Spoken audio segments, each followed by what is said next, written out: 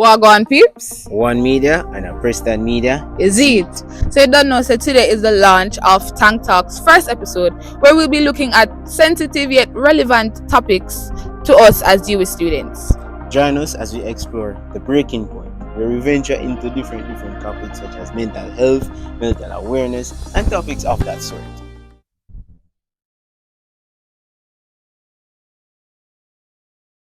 My name is Dante Clark, And my name is Gabriel Wright. and these are beautiful panelists. They're going to give an introduction, give their name and something about them. Hello everyone, my name is Michael Oliver and I'm a first year medical student. Hi everyone, my name is Ronaldina Bennett and I'm the Faculty of Medical Sciences Guild Representative. All right, so greetings again everybody. I am Lanoy Beach, Personite Cheeks, and I'm the RA in charge of branding, marketing and communication, as well as the Faculty of Humanities and Education's postgraduate representative. Yeah. Okay, so today our question to you is, what does mental health mean to you? What does mental health mean to me? I think first and foremost, that's a very complex answer for a very simple question, because to me, mental health takes into consideration a human's emotional, physical, spiritual, all the alleys, financial well-being, and how one really and truly dispenses with that particular or those parts of life. So given the fact that you're speaking about physical, spiritual and all those different alleys, what is mental health? So then mental health therefore is the ability to achieve balance in all the alleys of one's life, so much so to afford comfort with how the person carries out their daily life or tasks. So as a student with so many different responsibilities, how does one ensure the balance comes about so it doesn't take a hit on one's mental health? Well, let me be very honest with you. Okay. It's hard. There's no, for example, like there's no blueprint to parenting. There's no blueprint in how to really and truly manage one's life, because I think with each person there is so unique. And with that, we have we're from different circumstances, different contexts in life, and with that, we will experience different things. So I will give you, for example, advice that works good for me. For example, when I'm busy, I have to go to the gym. Whilst your particular schedule does not afford you that opportunity to leave and go to the gym at odd hours of the night or at all because you're so busy.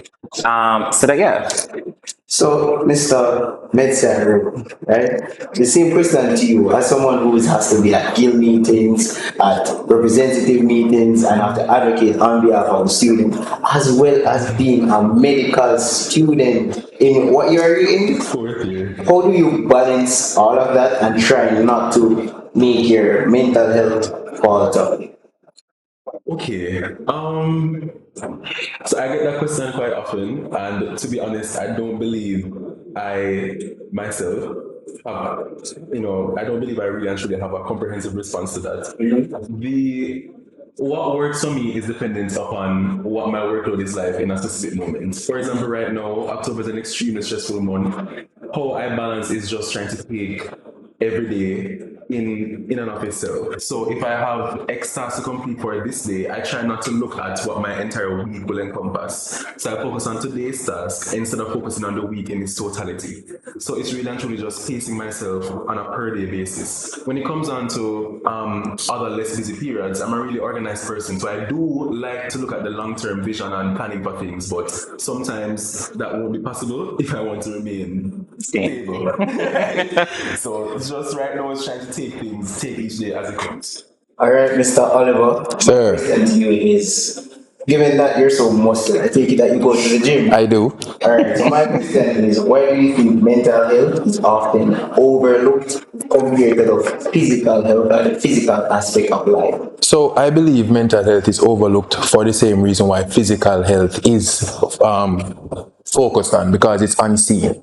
It's not something that is in the forefront, so as a result, people will tend to postpone acknowledging it, and as a result, problems within that realm accumulate, and it only becomes visible when it gets to that point usually. So what do you think, besides it becoming visible, what are some of the consequences you think will occur when we continue to postpone your mental health and keep pushing it to the side? A breakdown of structure.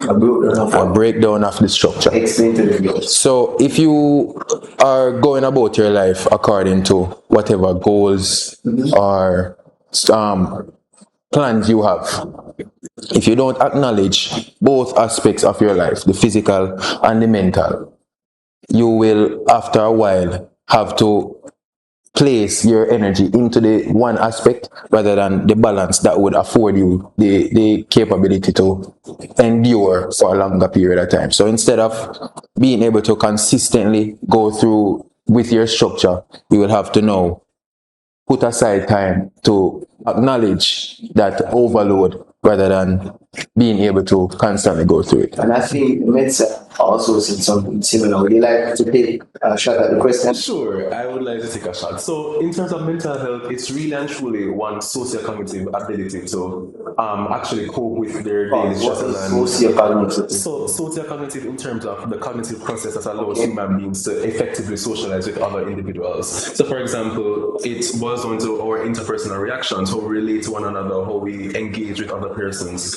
So, when that breaks down in terms of the mental health aspect, persons can become more apathetic in that they're less inclined to engage with others. They can become extremely fatigued, they can become irritable, unusually angry, and so on. So when persons that stress overloads them and they neglect their mental health, it comes out in the way that they engage with others and also with their environment.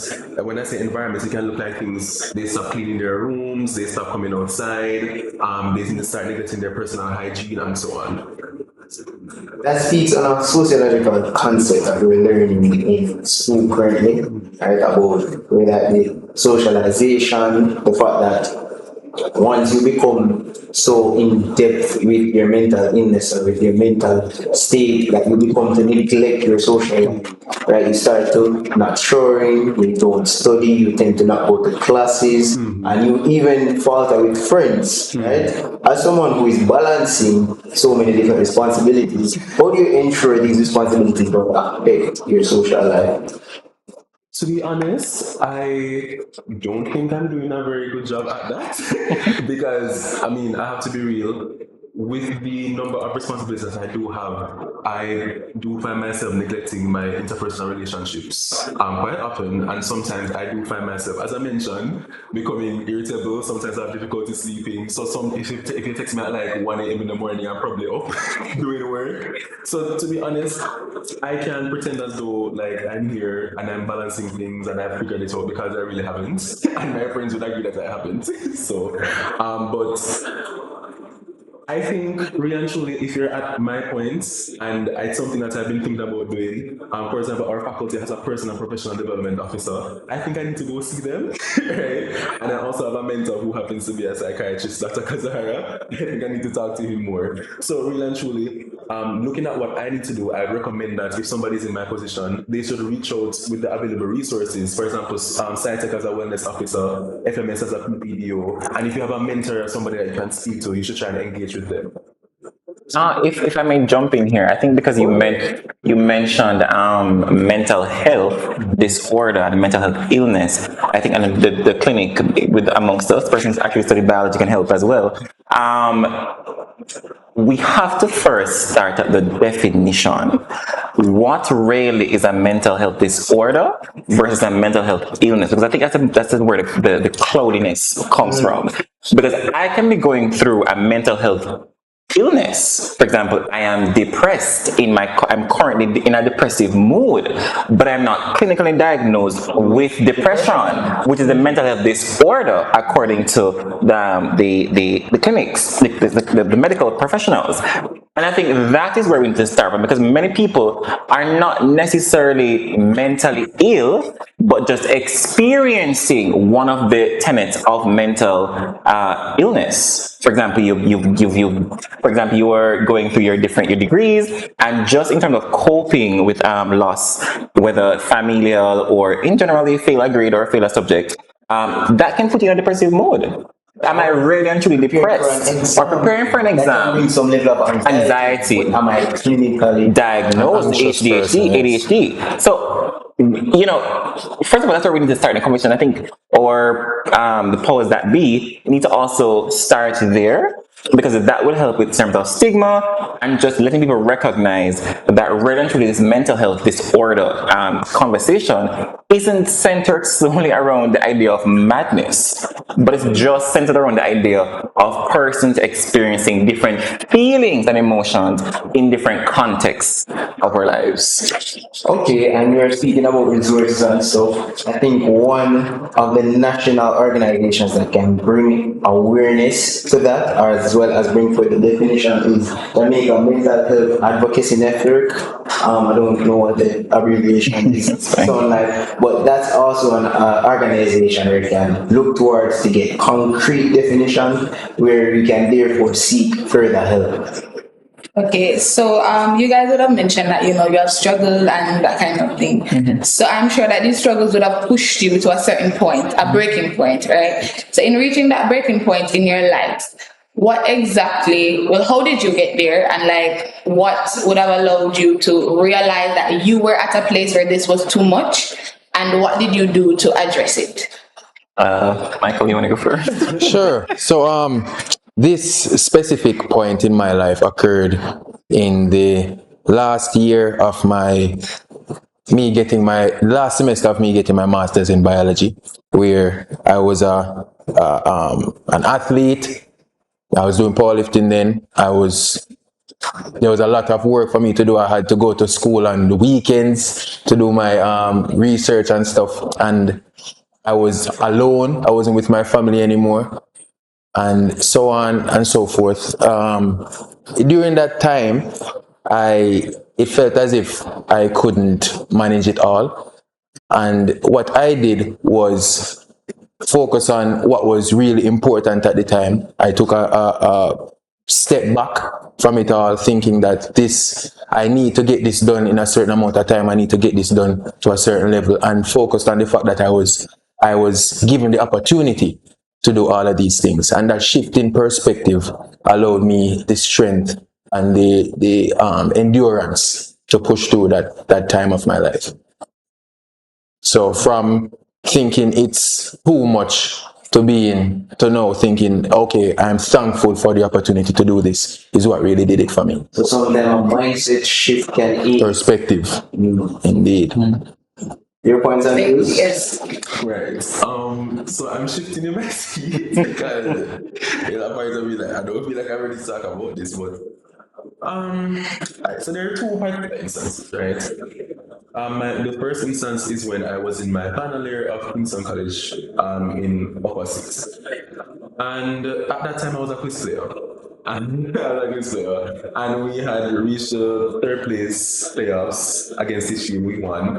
And then for the upcoming year, this is a problem. The upcoming year now, we found out that we were banned from the competition for the upcoming year in 2021. We had spent a lot of time training, like it was very disappointing to find out that we would have been banned from the competition from the upcoming year, and that was during the pandemic. And in the pandemic, there weren't really a lot of opportunities to like really go to talk to other people and so on. It was a very isolating time, and that huge disappointment for me at the time, combined with the general context, it was very hard to deal with. What I think helped me in that period was when I started learning Spanish. Like I really, really started learning Spanish a lot. Like, a lot.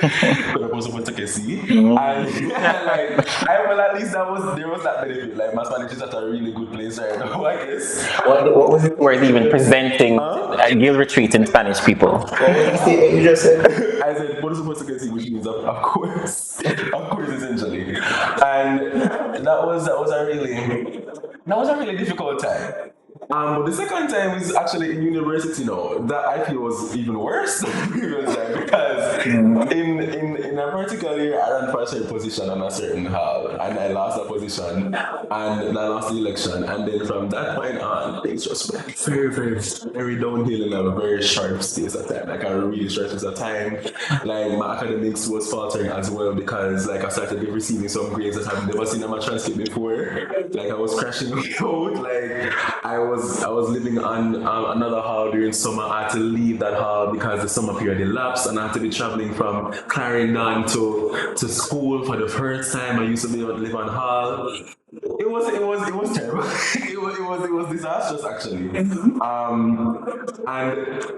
to be honest, I don't think that there was any mindset for shit or anything that I developed, any strategy or habit that I found. It's just that time went by. Unfortunately, like that time here just was short, to the point where it didn't impact me as disastrously as it could. So I don't think I even had time to adapt to that period. It just fortunately elapsed. That's all I can say about that time. It was terrible. Would you consider that one of that period under the statement that time always move on? So regardless of what you're going through, what you're experiencing, what you're seeing, some time will elapse and you're going to eventually overcome it. Do you think that contextualize what you're trying to say? I would like for that to be the case.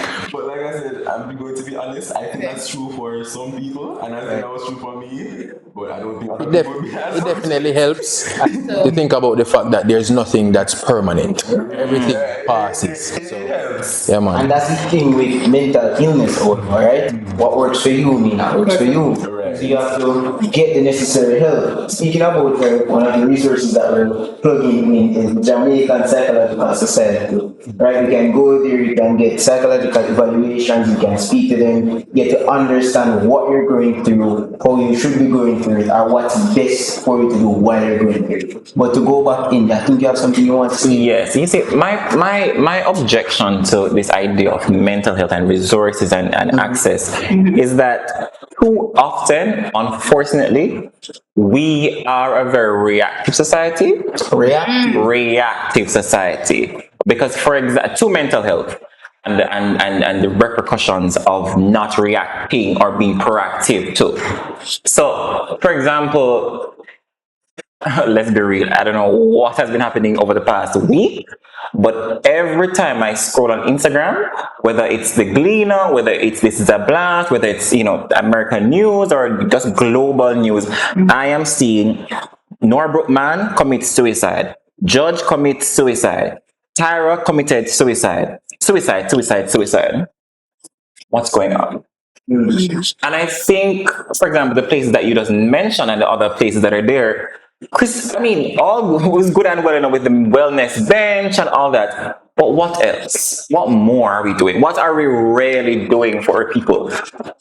My problem with the resource and access the same is that why do we have to wait until somebody becomes a statistic for us to start doing something and we come out and we say something? For example, when Tyra unfortunately committed that act, the whole Jamaica come alive. Oh, we never said this and we never said that. Professionals come on and say, we need to do this more. What do you mean you need to do this more? Where were you all this time? What have you been doing? Show us the work, and then let's move from there. Because even with the work in context, I think JCF published a statistic that says majority of suicide is from men, right? However, within the media, you only see or you tend to see the female aspect of what suicide is. Man, and also, the statistic also suggests that 80% of male suicides are violent suicides, right? So it's not suicide where you can make an attempt and come back from. If you do it, it's getting done, right? So I think what we need to do as citizens, first and foremost, and as university students, second, is to call for a call of action, right? Come up with a plan, present it to the Ministry of Education and say, listen, yes, there's the helpline, the global helpline. Yes, there's the psychiatric evaluation thing that's presented at UA. Yes, there's the therapists and whatnot at the clinic. But we need this and this to set in place, right? Countless students go through mental illnesses, whether that be a period of depression, disorders, a period of depression or a period of anxiety, and they drop out of university, regardless of it's because of lack of funds or they couldn't manage the workload or because of the anxiety that comes with exams. But if they had professional help, not just being aware that it is there, but actually have the help, a lot of these issues wouldn't happen. A lot of these dropouts would happen. Right? I'm gonna stop interject you there. problem. because you said students, and I think we need to take this mental health the discussion and look at it broader. Because the other day, a particular school released something about edges and curtains and blah blah blah. Right. But yes, there are deleterious effects of the edges and in class and whatever. But look at the deeper picture. Let's peel away the surface. I, for example, myself, when I used to be in undergrad and I used to go to the tent, I had to do up my hair and I had to look my best to go in that tent. Because I'm going in that tent with a large amount of people, and that affects my psyche in terms of how I perform.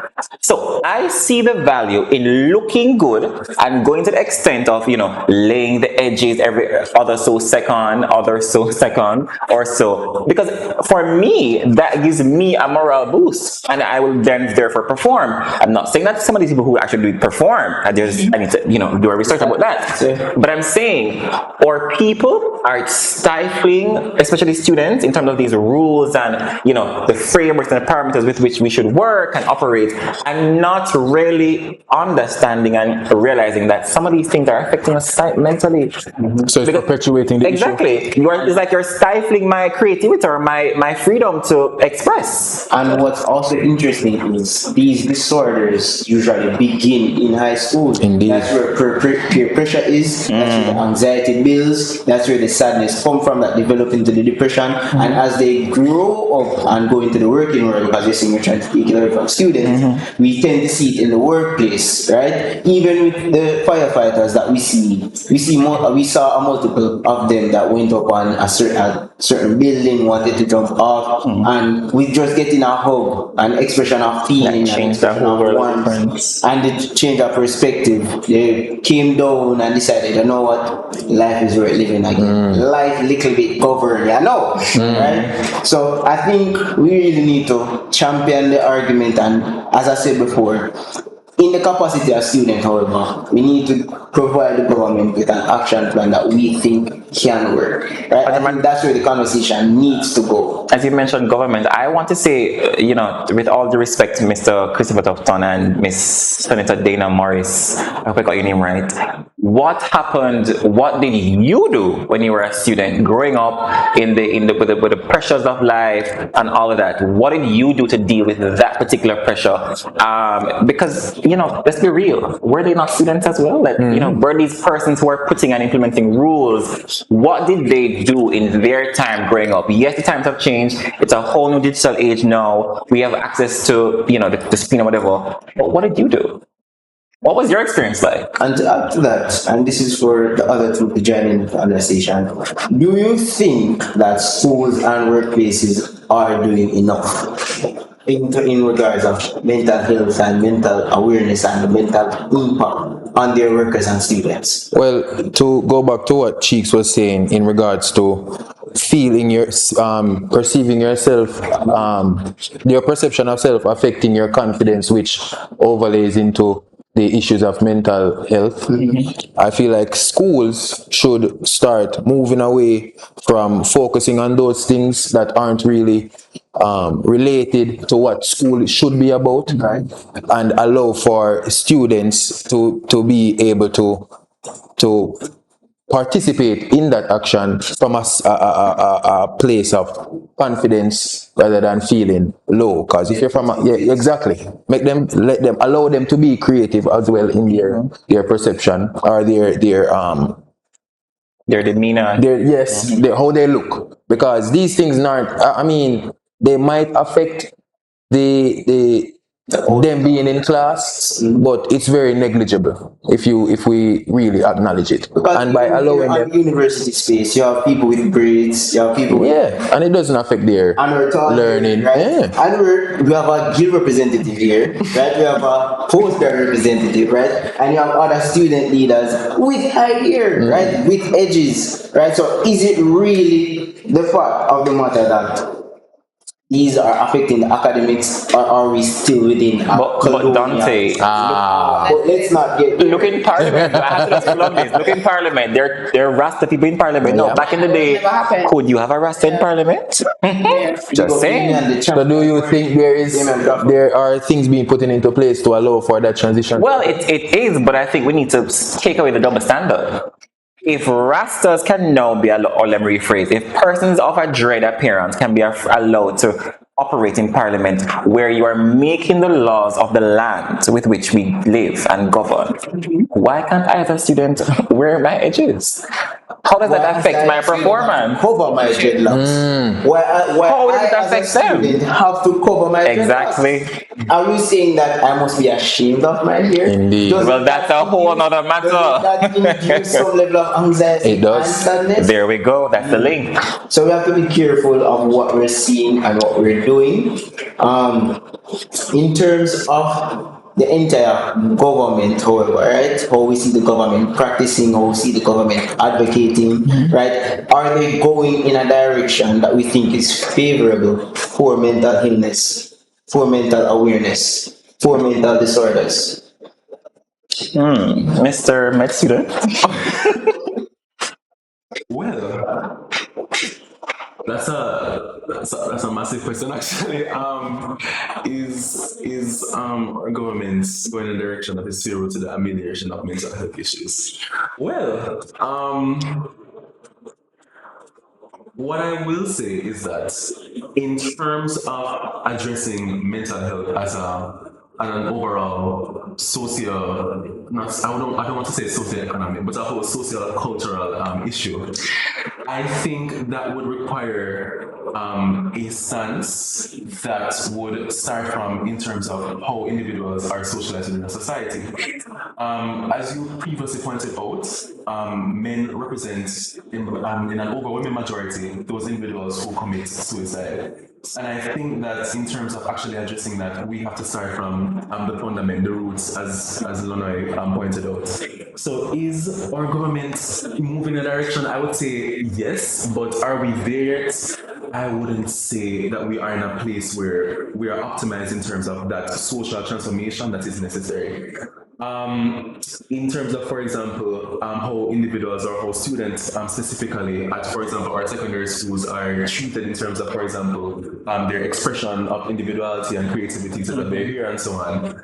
I'm a person who strongly goes by evidence and what is logical. If there are no official statistics, or there's no research conducted in terms of academic outcomes of students who have their hair a certain way, or having edges, or having dreadlocks, as showing that their academic outcomes are inferior to those students who use such hairstyles, I don't believe that it is prudent for those restrictions to remain in place, because really and truly, I think that we have to recognize that biologically, rather, adolescents are undergoing a period of development in terms of their prefrontal cortex and so on. So it's a really interesting neurological time for them, and they use that opportunity to experiment and to figure out who they are. It's a stage of developing and finding your own identity, and I don't believe that we should be unnecessarily stifling that. Yes, there can be reasonable limitations and so on to promote a sense of community, as I suspect the high schools are attempting to do. But when we venture into unnecessary restrictions, then that can become problematic. So I think in that particular sense, I think that the government could definitely head in a direction that sees to limit the administration's, the secondary schools administration's current trend, in my opinion. I think what schools need to start to do, right, instead of treating the symptom, they treat the root cause, right? I agree. So, for example, back when I was in high school, bank robber, Daisy, right, them clocks there, that's the it, right? However, they're sweaty. So what we usually do is we get battery dust or tire dust, and we put it on the clouds. What that would cause certain areas to get black, right? So what the school did was to put a band on the clouds, right? So the root problem was everywhere they get black. What the student council did was, we said, instead of banning clerks, let's go ahead and have a cleaning zone. So one specific area get blocked, and what you guys can do, or what the students can do, is connect the hose, wash it out. Right? So the root cause, which is the school getting blocked everywhere, now becomes a central zone that the students end up clean. And the students know that if we don't get it clean, then the repercussion is the banning of the class. Right? I don't necessarily think that we need to see the symptoms and say, okay, let's ban what's causing the symptom, but we see the root cause and fix it. Right? So the root cause of mental illness, right? That's what we need to understand, right? Then we can then create not necessarily laws, but things in place to help those root cause, those who are affected by those root cause, right? That's what I would suggest.